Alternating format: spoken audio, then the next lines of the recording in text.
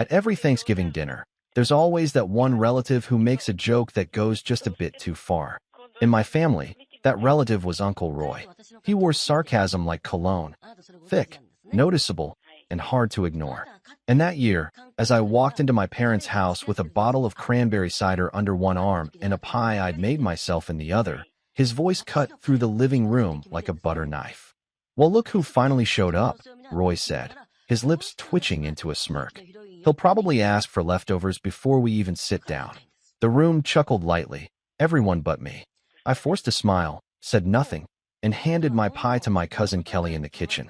It wasn't the first time Roy had made a dig at me in front of everyone, and I knew it wouldn't be the last. I was used to it by now. My name's Nate. I'm 31. I own a small tech consulting business I started out of my college dorm, and though it's doing well now, more than well, honestly, you'd never guess it from the way my family treats me. To them, I'm still the quiet one, the weird kid who always had his head in a laptop or sketchpad instead of playing catch in the backyard. My younger sister, Melanie, on the other hand, she could do no wrong. She was the cheer captain, the homecoming queen, the straight A student who married young, divorced quietly, and was now dating a new guy the family was excited to meet. I hadn't been to a family Thanksgiving in 3 years. I'd skipped the last two after Mom called and said, "It's probably best if you focus on your work this year. You've been so distant." Distant, in my family, was code for you didn't play along when we made you the punchline. But this year, after some persuading from my cousin Kelly and a carefully worded email from Mom, I agreed to come back. The moment I stepped inside, I could feel how little had changed. The living room was packed. Cousins, aunts, uncles, neighbors who always seemed to find their way over around dinner. The fireplace was lit, the football game was on, and the table was already set for what looked like 20 people. I scanned the room, looking for a seat or even just a place to put my coat, but no one made much effort to greet me. Just a few nods, a half-hearted "Hey Nate," and then back to their conversations. In the kitchen, Kelly hugged me and said she was glad I made it. She was the only one who'd ever really understood me. We grew up more like siblings than cousins, spending summers playing video games and building forts out of sofa cushions while the rest of the kids were outside trying to be athletes. She glanced at me with a look I couldn't quite read, part concern, part caution. "Melanie's bringing her boyfriend," she whispered, glancing toward the door. "Brace yourself. Everyone's already obsessed with him." I raised an eyebrow. "That fast?" Kelly shrugged. "You know how Mom and Aunt Linda are. New guy walks in, smiles once, and suddenly he's family." I chuckled softly and opened the fridge to stash my cider. "What's he like?" "Smooth," Kelly said, wrinkling her nose. "Too smooth. Like someone who practices compliments in the mirror." Just as I was about to ask more, I heard the front door open. The room quieted, then erupted with greetings and laughter. Melanie had arrived. I stepped into the hallway just in time to see her walk in, wrapped in a camel-colored coat, her arm looped through the elbow of a tall guy in a navy blazer. He had that polished, magazine cover look, chiseled jawline, expensive haircut, clean-shaven, and confident. His eyes scanned the room like he already owned it. "Everyone," Melanie beamed, "this is Carter." Carter. Of course his name was Carter. He gave a charming little wave and smiled, that kind of smile you usually see in toothpaste ads. One by one, the family fawned over him. Uncle Roy clapped him on the back, Aunt Linda offered him wine before he even took off his coat, and my mom had that sparkle in her eyes, the one she used to reserve for Melanie's ex-husband, before he apparently became persona non grata. Carter's eyes landed on me briefly, then flicked away like I was just another lamp in the corner. He didn't introduce himself. He didn't ask my name. He didn't even nod. I stood there awkwardly before retreating to the kitchen again. The evening dragged on. Carter charmed every adult in the house. He helped Grandma with the mashed potatoes, showed the little cousins a card trick, and even helped Uncle Jerry fix the wobbly leg on the folding table. I watched all of it in quiet disbelief. The guy was running for family president, and he was winning by a landslide. Dinner was announced, and everyone scrambled for seats like it was musical chairs. I found a spot on the far end of the kids' table, which now hosted the leftovers, the unmarried cousins, the quiet ones, the ones who didn't bring a date. I didn't mind, honestly. It gave me space to think. As we ate, I kept noticing Carter glancing at me. It wasn't constant, but enough that I felt it. I wasn't sure what it meant. Maybe he finally realized I existed. Maybe he was just curious why no one had introduced us. Maybe, deep down, he was threatened by me. I doubted it, though. Dessert came around, and Kelly passed me a plate of pumpkin pie. Holding up okay? She asked quietly. Fine, I said, though I didn't sound convincing. Then, just as I was taking my first bite, I heard it again. Uncle Roy, loud as ever. You know, I bet Nate's just here for the leftovers. There was laughter. Someone muttered, well, he is the quiet type. And someone else added, he probably brought Tupperware. It wasn't funny, but I smiled anyway. That's what you do when you've been the family's punchline for most of your life. You smile, and you wait for it to pass. But this time, it didn't pass. This time, someone across the table froze. Carter. He was staring at me now. Really staring. Like he'd seen a ghost. Melanie nudged him gently. What's wrong? He didn't answer. His brow furrowed. Then, slowly, he reached into the inner pocket of his blazer, pulled out his phone, and tapped it a few times with a shaky finger. That's him, he whispered. Melanie frowned. What? Carter looked at me again, then turned the phone around to show her something. She leaned in, squinted, and her face went pale. Next to her, my Aunt Linda, who had been sipping wine and laughing at a joke someone told, caught sight of the screen and let out a tiny gasp.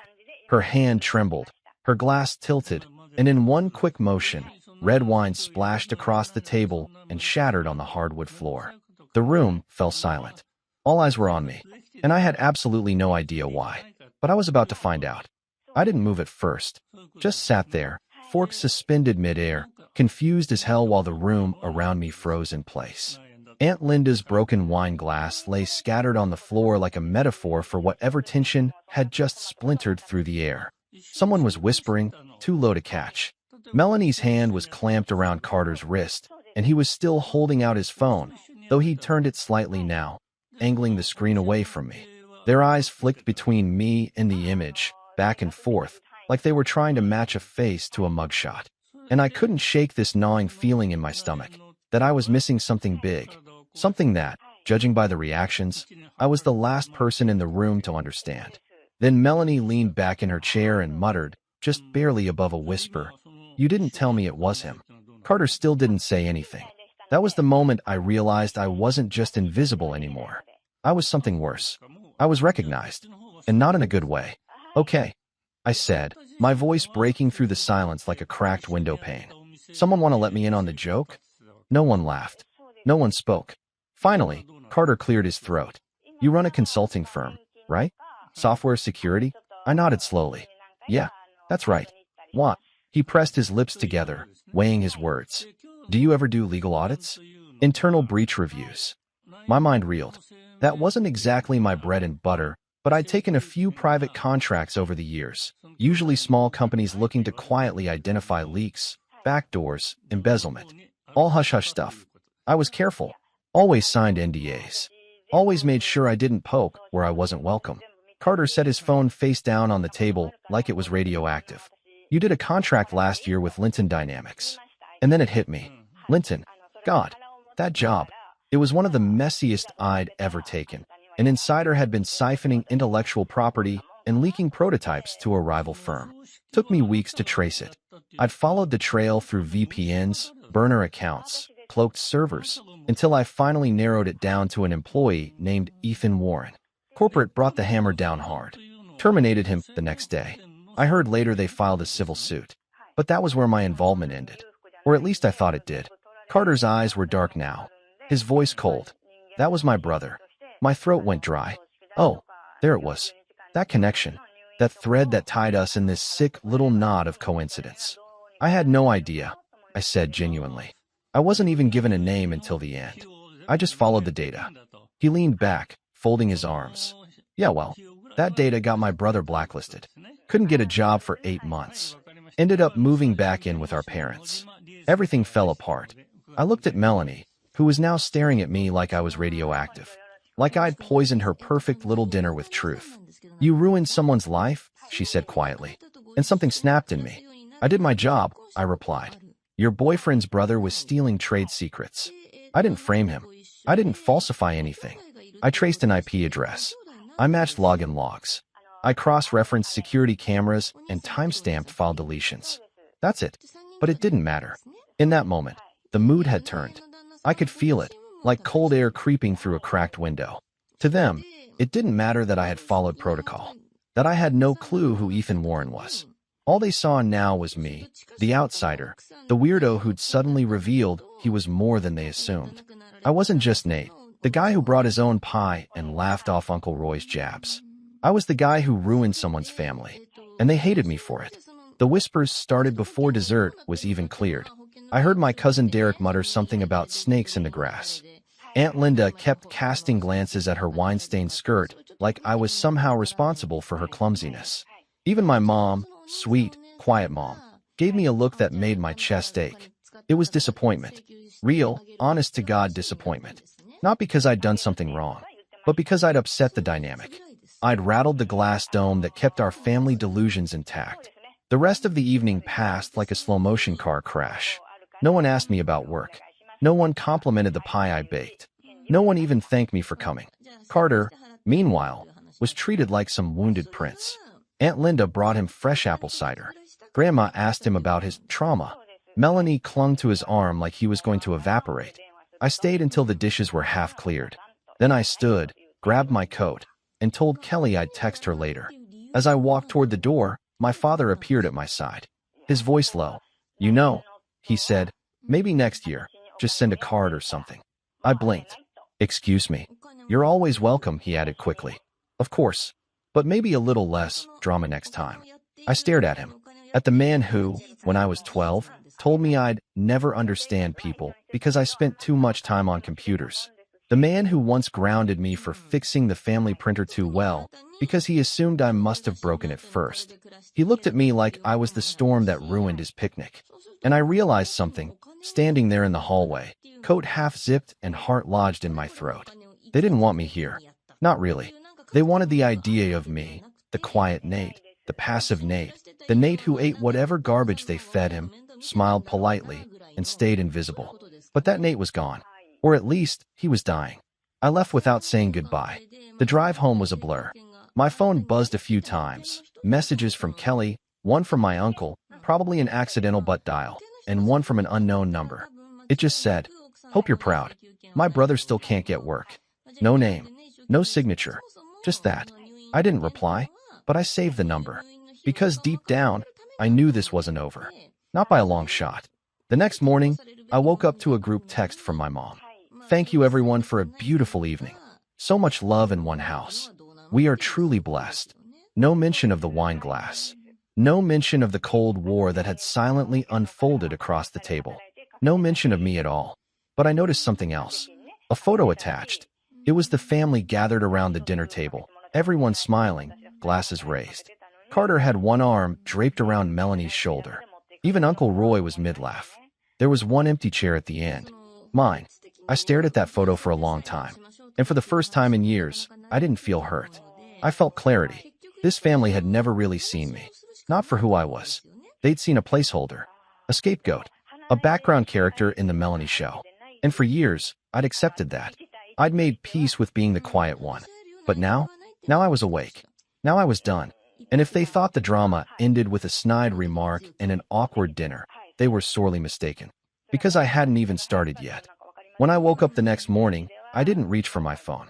I didn't check my emails or scroll through my messages or see how many comments had piled up in the family group chat. I just lay there, staring at the ceiling, my hands behind my head, and let the silence sit heavy on my chest. The photo, that cursed photo of everyone smiling around the table, with that one empty chair at the far end. My chair. It kept flashing in my head like a screensaver I couldn't turn off. Part of me wanted to laugh. I mean, what had I really expected? A hero's welcome? A warm hug? "Oh, we're proud of you, Nate." Please.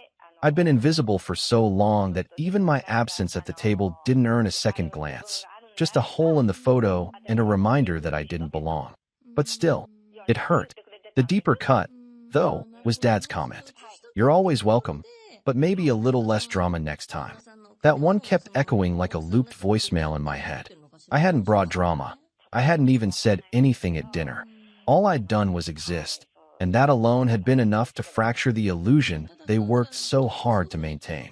And that's when I realized I wasn't at rock bottom because of what happened at Thanksgiving. I'd already been at rock bottom for years. I'd just never noticed because I'd gotten comfortable living there. That was the first time in a long while that I actually cried. Not loud, not messy, just tears slipping out quietly while I stared up at the ceiling. Because I wasn't sad for them. I was sad for me, for all the years I'd wasted trying to make people like that see me, respect me, love me, and they never would. Not really. Not unless I stayed in the little box they'd built for me. And I was done shrinking to fit. So that morning, I did something I hadn't done in a long time. I pulled out my old whiteboard from the back of the closet, dusted it off, and wrote one word in the middle in all caps. Build. I didn't know what it meant yet. Not fully, but I knew I needed something to ground me. A reason to stop letting other people define my worth. Over the next few weeks, I threw myself into my work like a man possessed.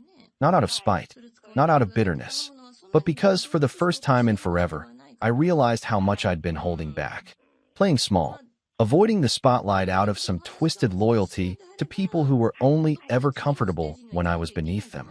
My consulting firm had been steady for years. I had 4 remote contractors, 2 regular clients, and a couple of passive income projects that brought in just enough to live comfortably. I wasn't flashy. I didn't drive a Tesla. I didn't post motivational quotes on LinkedIn. I just solved problems and got paid for it. But something about Carter, about the way he looked at me when he realized who I was, lit a fire under me. That kind of fear, that kind of recognition, I wanted more of that. Not because I liked being feared, but because it meant I was finally seen. So I started saying yes to things I used to dodge. Bigger contracts, public case studies, a guest podcast appearance on a cybersecurity channel that used to terrify me just thinking about it. I rewrote my company's website from scratch, cleaned up the branding, hired a designer to make it look sleek. I dropped the passive freelancer tone and embraced the fact that I was a business owner. And slowly, things started to shift. By January, I'd landed a massive contract with a fintech company that needed a full audit of their internal systems. It was 6 figures, stretched over 4 months, and required me to hire 2 new people. I brought in Ava, a brilliant XNSA analyst, and Jay, a self-taught wizard from India who could crack any network in 10 minutes flat. We worked long hours, late nights, weekends, but for the first time in years, I loved it. I wasn't hiding anymore. And it wasn't just work. I started doing little things for myself again, stuff I hadn't made time for in years. I took long walks in the evening with a podcast in my ears and the cold air biting at my face. I signed up for cooking classes and learned how to make real ramen. I even joined a local meetup for tech entrepreneurs, even though networking events usually made my skin crawl. That's where I met Elise. She was quiet, sharp, and ran a startup focused on helping nonprofit orgs with digital infrastructure. We bumped into each other at the coffee table during a seminar on client scaling, and ended up talking for an hour about how broken email marketing platforms were. We swapped numbers. 2 days later, we got pho. A week after that, we watched bad horror movies on her couch until 2 a.m. It wasn't love at first sight, but it was real, and honest, and calm. And for a guy who'd grown up in chaos, quiet love felt like revolution. Around March, I got an email that made me pause. It was from Melanie. Just 3 words. Can we talk? I stared at it for 10 full minutes. She hadn't reached out since Thanksgiving. Not even a Merry Christmas. And now this. Against my better judgment, I replied. She called that night. Her voice was softer than I remembered. More unsure. She apologized. Said she'd had time to reflect. That Carter had twisted the story. That maybe she hadn't seen the full picture. That maybe, just maybe, I hadn't been treated fairly by the family. But even as she spoke, I could feel it. The hesitation. The undercurrent of something unspoken. And sure enough, 5 minutes later, she said it. Carter's starting a new business, she said carefully. It's tech-based, cybersecurity adjacent. He wanted to see if you might advise. I didn't respond right away. Not because I was surprised, but because I was trying to process the sheer audacity. After all that, after the silent treatment, the stares, the betrayal, now I was useful again. I'll think about it, I said flatly. But I already knew the answer. That night, I pulled out the whiteboard again, wrote a new word beneath build. Remember, because I knew myself. I knew how easy it would be to slip back into old patterns, to chase scraps of approval from people who didn't deserve it, to forget the way they made me feel when all I'd done was exist. I wasn't going to let that happen. Not this time. 2 days later, I sent Melanie a polite decline. I told her I was busy, overbooked, couldn't take on new clients. She replied with a thumbs up emoji. No words. Just that. I laughed when I saw it. And then I got back to work. By April, I tripled my revenue. By May, I was flying to New York to speak on a panel at a tech conference I used to watch on YouTube like a dreamer peeking through glass. And when the family reunion invite showed up in June, signed by Uncle Roy himself, complete with a list of volunteer roles that needed filling, I smiled, folded it neatly, and dropped it in the shredder without a second thought. Because I wasn't done rising. The email came on a Tuesday morning. Subject line, opportunity for collaboration. It was from Carter Warren. I stared at the screen for a long while before opening it. The name alone felt like a ghost creeping through my inbox. After months of silence, after the dinner, the texts, the accusations, he had finally reached out himself. The body of the message was stiffly professional. No, hey Nate. No acknowledgement of our personal history. No reference to Thanksgiving or what had happened between us. Just a brief intro, a summary of his new tech venture, and a polite request to hop on a call and discuss potential synergies. It ended with his Calendly link. I didn't respond right away. Instead, I leaned back in my chair and let it sink in. This wasn't just business. This was strategic. The kind of calculated move someone makes when they realize the only person who can help them is the one they tried to bury 6 months ago. And now? Now they needed me. That's when the idea started to form. Not a full plan yet, just the spark of one. A quiet, glowing ember of possibility. Because here's the thing, I didn't need to ruin Carter. I didn't need to smear his name or dig up dirt or hack his project into oblivion. I just needed to let him talk, and that would be enough. I clicked the link and booked the call. Friday at 3 p.m. The next few days, I started preparing, not just for the meeting, but for something bigger, something precise, patient. This wasn't just about Carter anymore. This was about the whole system that had propped him up, the family that had worshipped him instantly while dismissing me for decades, the people who had quietly tolerated my absence but tripped over themselves to accommodate his charm. I wasn't just going to expose him. I was going to use him. But to do that, I needed intel. So I called Kelly.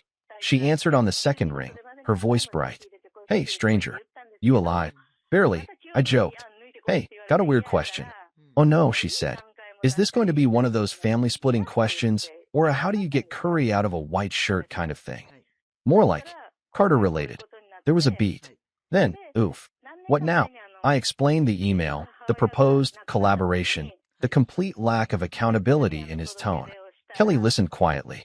When I finished, she exhaled sharply. I'm not surprised. You know he's launching that startup, right? Vaguely. Yeah. Well, he's already pitching investors. Melanie keeps posting vague, little humble brags on Instagram. Proud of what he's building. Can't wait to share. That kind of thing. I rolled my eyes. Do we know what the actual product is? Kelly laughed.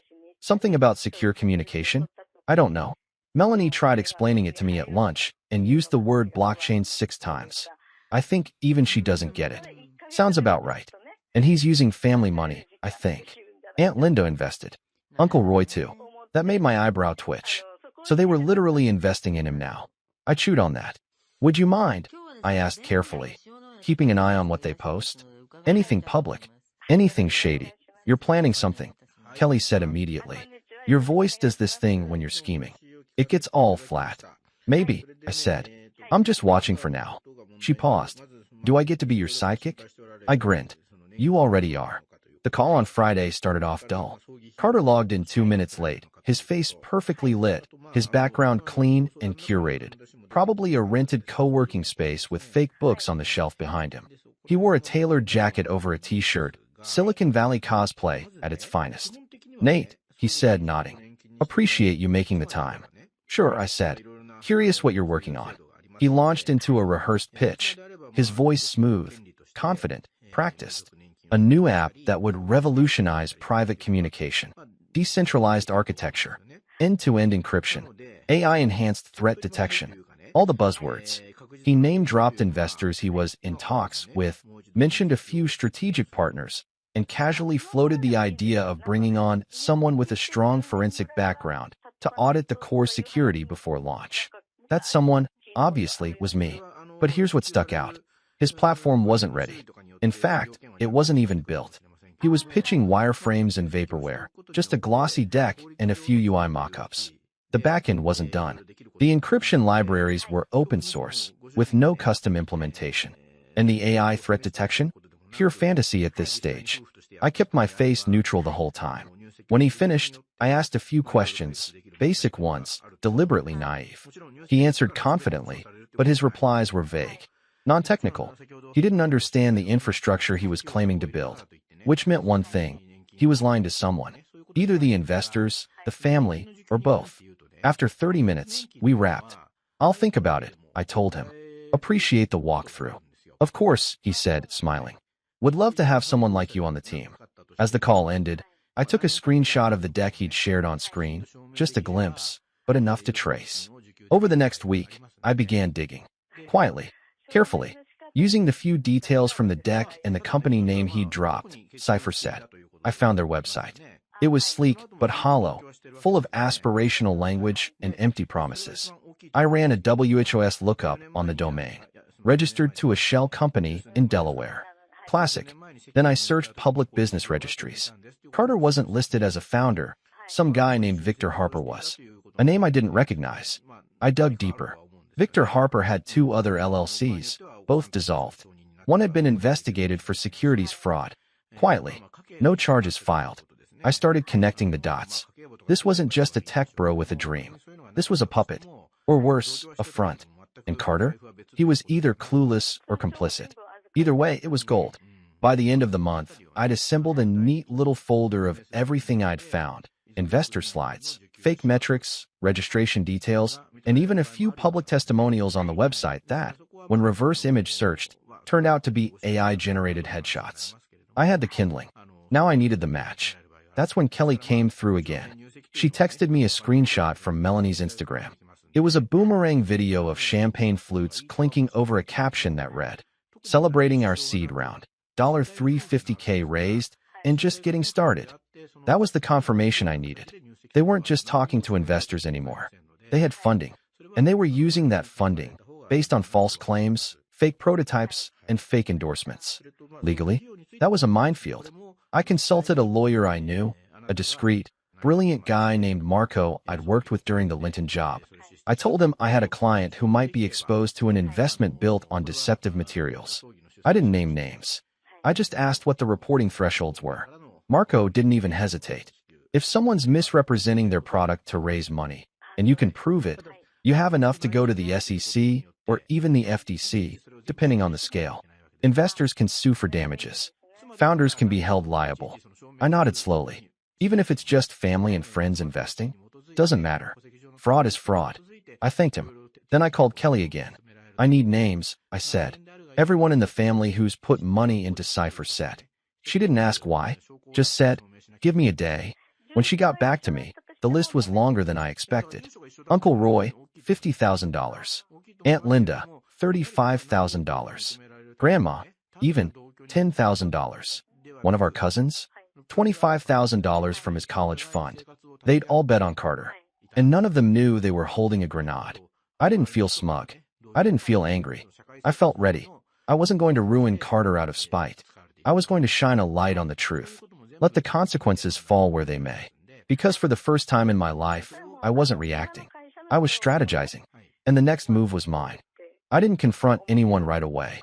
That was the hardest part, sitting on the truth while everyone around me strutted, bragged, and congratulated themselves. Melanie kept posting updates about late nights and building something meaningful. Aunt Linda shared an article about women supporting startups, tagging Carter and adding a heart.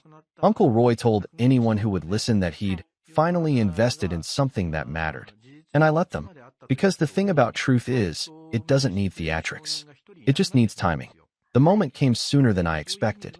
In early July, I got an email invitation that made me laugh out loud. CipherSet was hosting a friends and family progress night. A casual showcase. Light demos. Drinks. Networking. Melanie forwarded it to me with a chirpy note. "You should come.